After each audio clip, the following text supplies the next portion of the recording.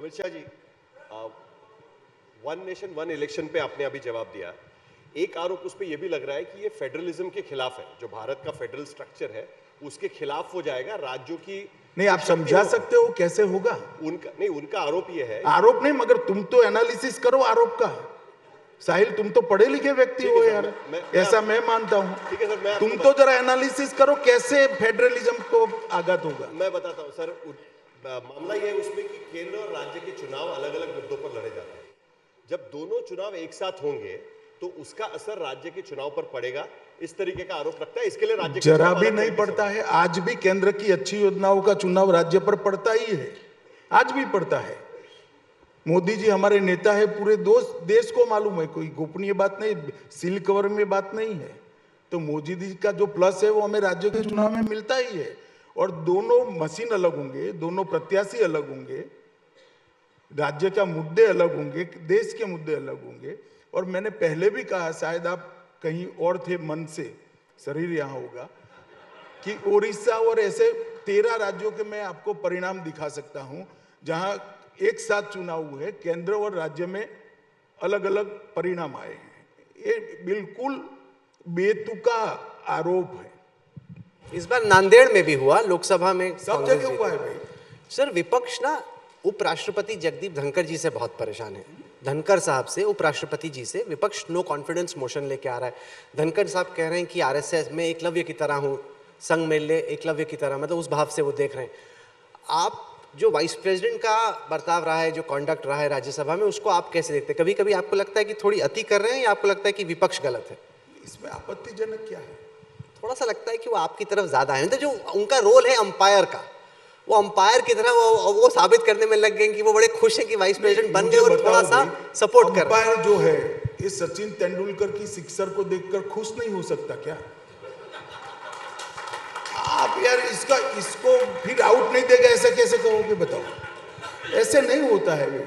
नहीं, पर ऐसा भी नहीं होना चाहिए ना कि जब विपक्ष की बैटिंग की बारी आई तो विकेट लेके ही अंपायर निकल गया। ऐसा नहीं, हमारे भी कई लोगों को उन्होंने रताड़ा है। हमारे भी पीयूष भाई यहाँ बैठे, बार बार हमारे सदस्यों को वो रोकते हैं, टोकते हैं, लाइन पर लाते हैं। सर, आपका एक आइडियोलॉजिकल एजेंडा बहुत बड़ा है यूनिफॉर्म सिविल कोड का। उसमें कुछ राज्यों में तो हम गतिविधि देख रहे हैं कि किस तरीके से फॉरवर्ड मूवमेंट हो रही है। केंद्र सरकार उसको कैसे देख रही है? देखिए, भारतीय जनता पार्टी का शुरू से मानना है, और हमारी संविधान सभा का भी मानना था, जब भी अनुकूलता हो, इस देश के विधानमंडलों ने और संसद ने यूनिफॉर्म सिविल कोड को लागू करना चाहिए, क्योंकि ये स्टेट का मामला भी है एक तरफ से। तो अभी हमने एक्सपेरिमेंटल तौर पर कुछ राज्यों में, एक राज्य में कर लिया है, वहाँ इम्प्लीमेंटेशन भी शुरू हो गया है, और 4 राज्यों ने कमेटी बनाई है। इस पर, इसकी न्यायिक मीमांसा के बाद इस पर हम पुनः विचार करेंगे, मतलब लागू करना या नहीं करना नहीं, कानून के मसौदे पर, और फिर निर्णय करेंगे। मगर अभी गुजरात ने भी कमेटी बनाई दी है, उत्तर प्रदेश ने बनाई है, राजस्थान ने बनाई है, छत्तीसगढ़ ने भी बना दी है। हमारे साथ ही हिमांशु मिश्रा है, उनको लेके जाइए माइक। गृहमंत्री जी, मेरा नाम हिमांशु है और मेरा एक सवाल है छोटा सा। दिल्ली के विधानसभा चुनाव होने हैं। 1993 में जब आपकी सरकार बनी, उसके बाद से लगातार जब भी चुनाव हुए, आपकी पार्टी ने एक वादा किया घोषणा पत्र में या अपने संकल्प पत्र में 2013 तक, कि दिल्ली को पूर्ण राज्य का दर्जा देंगे। आप बात कर रहे हैं कि जम्मू कश्मीर को हम एक सेकंड हिमांशु जी, आप जब मतदाता नहीं थे तब का वायदा याद करा देते हो। 3 घोषणा पत्र मैंने घोषित किए, एक में भी नहीं। मैंने सर कहा 13 तक आपकी पार्टी कहती रही। जब आम आदमी पार्टी की सरकार आ गई उसके बाद से शायद ये विषय पार्टी के आपके डॉक्यूमेंट्स में से नहीं रहा। नहीं, देखिए, राज्य का स्टेटस बदलना वो चुनावी घोषणा पत्र का हिस्सा नहीं हो सकता। इस पर सभी स्टेक होल्डर के साथ चर्चा कर ही निर्णय हो सकता है। सर, इस वक्त शंभू बॉर्डर पे जो किसान हैं, जो दिल्ली की तरफ आना चाह रहे हैं, टीयर गैस शेलिंग हो रही है, उनको आपका क्या मैसेज है? विपक्ष पूछ रहा है कि उनको क्यों नहीं आने देते आप दिल्ली की तरफ? देखिए, मैं मानता हूं कि नरेंद्र मोदी जी की सरकार बनने के बाद वॉल्यूम में 2.5 गुना और कीमत में 3.5 गुना एमएसपी पर खरीदी भारतीय जनता पार्टी की मोदी सरकार ने करी है।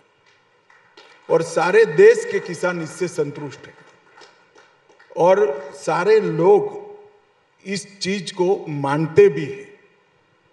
अब कुछ किसान अभी एक मुद्दा लेकर बैठे हैं, सुप्रीम कोर्ट ने कहा है इनसे बात करनी चाहिए, भारत सरकार और पंजाब सरकार दोनों ने, तो कल परसों जाएंगे, बातचीत करेंगे। कल परसों जाएंगे, बातचीत करेंगे। उन्होंने कहा है कुछ अफसरों ने बात करनी चाहिए। शम्स सवाल पूछना चाहते हैं। शम्स जी अमित शाह जी नमस्कार। आपने अभी फेंसिंग की बात की, बॉर्डर की बात की, घुसपैठियों की बात की। एक चर्चा जो बहुत ज़्यादा है वो ये है कि हमारे जो देश की जेलें हैं, हालांकि स्टेट सब्जेक्ट है लेकिन फिर भी बिना नाम लिए हुए किसी गैंगस्टर या क्रिमिनल का सबसे ज़्यादा आज़ादी जेल के अंदर है। और आजकल जो नए नए डॉन या गैंग वो जेल से ही बड़े होकर निकल रहे हैं। तो क्या जो जेल सज़ा के लिए था मज़ा बन चुका है, उसके बारे में आप लोग कुछ? देखिए, हम 3 नए आपराधिक न्यायिक व्यवस्था के कानून लेकर आए हैं। मैं देश की जनता को विश्वास के साथ कहना चाहता हूं, इसके 100% इम्प्लीमेंटेशन के बाद, जो कि चंडीगढ़ में हो चुका है, कोई भी एफआईआर हो, सुप्रीम कोर्ट तक आपको 3 साल के अंदर न्याय मिल जाएगा। किसी को जेल में बेवजह रहने की जरूरत नहीं पड़ेगी। एक ये संहिता में हमने प्रोविजन करा है कि जो पहली बार गुनहगार है 1/3 सजा उसकी पूरी होती है तो जेलर की रिस्पॉन्सिबिलिटी है उसको बेल लेकर बाहर दिलाना। और अगर दूसरी बार गुनाह किया है 50% सजा अंडर ट्रायल कैदी काट लेता है तो भी जेलर की ड्यूटी है कि इसको बाहर ले जाना। इसके साथ साथ ढेर सारी आधुनिकता भी हम लाए हैं। मैं देश की जनता को आज तक के माध्यम से कहना चाहता हूं कि कंप्लीट इम्प्लीमेंटेशन के बाद ये दुनिया के सबसे आधुनिक न्यायिक व्यवस्था हमारी व्यवस्था होगी, इसका आप विश्वास रखिए। और ये तंत्र में निश्चित सुधार आएगा, भले राज्य का सब्जेक्ट हो।